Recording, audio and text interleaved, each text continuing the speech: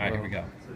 So we use the board as a large-sized augmented reality marker that you can really get into, and so you've actually got little dudes walking around. yeah, on this your one we can control, and basically I can move around the whole city this way while I'm zoomed in into these boards, so I don't have to view the whole image at once. I can really get close and see all the detail that is in the game.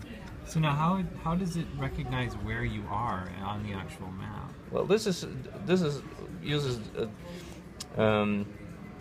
the map for reference of where I'm looking at with the camera, so it knows by having the image on the map unique in each part, then it can recognize where exactly am I looking Okay, at. so like for instance, like these different streets down here are all have a unique layout, basically. Yeah, this image is unique in each part, and it means that when I move around, I don't have like this. Like for instance, can we like actually like look at this building here by like? No, it's putting not your phone on it, or how does- precisely like synced. The map is not the same thing that appears in your virtual environment, because the levels in the virtual environment change. Oh. So basically, when I'm moving through these levels, then I would lose the connection between the map and the virtual environment. So basically, it's not the best idea to like have it connected. Yeah. So then, is it using the map to figure out precisely where you are, or just Yes, where you're moving the phone? It's for basically for tracking of position of the phone over the over the map. Okay. So, So like, if you went to like a specific like street intersection or something, like would you have the streets in game that match up with that? no. Okay. So it's just an illustration that is like it has the same theme as the game, but otherwise it's not connected. So that So we it's can kind of have, like treating the texture as like a mousing surface, basically, with the Yeah. camera. That's cool. yeah. So but you control the movement. So when I go far away, I can zoom out with simply just like lifting my hand up, Yeah. and then I can go back in and like get precise like control over my aim, for example, or. Well, now see, does it necessarily care then if you're looking at the map versus like looking at the carpet or something like that, or does it just need to be a unique? It needs to be unique, because otherwise you wouldn't know if the pattern was repeating itself over the surface. You wouldn't know exactly at which part I'm looking at. So, Yeah. so you need to have like unique segments Okay. that it can recognize. So what do you do in the actual game here? Well, this is a demo game for our publishing company.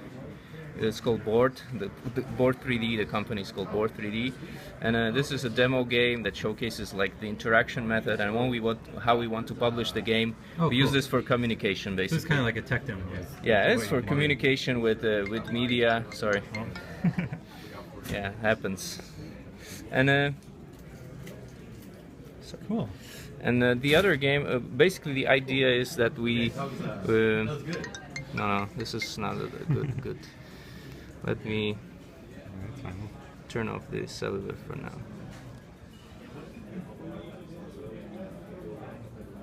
So does this represent an actual map of like what It's a real Berlin. Berlin map? Because the game takes place in a fictitious Berlin, and therefore we use the map of Berlin to like connect it visually, but it doesn't have any other use than that what I described.